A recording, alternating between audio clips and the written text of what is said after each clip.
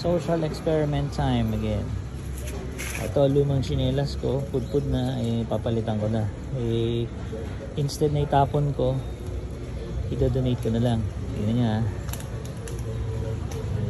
Sunday, October 13, 10:42 AM.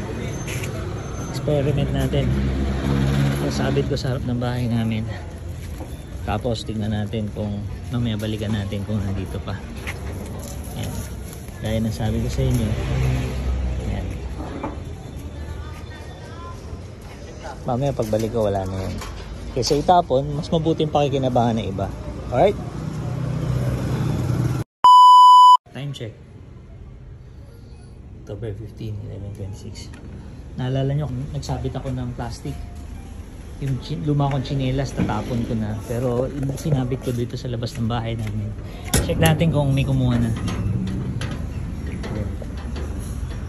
Wala na, ibig sabihin may kumuha na. At least may makikinabang na ibang tao sa pinaglumaan. Alright?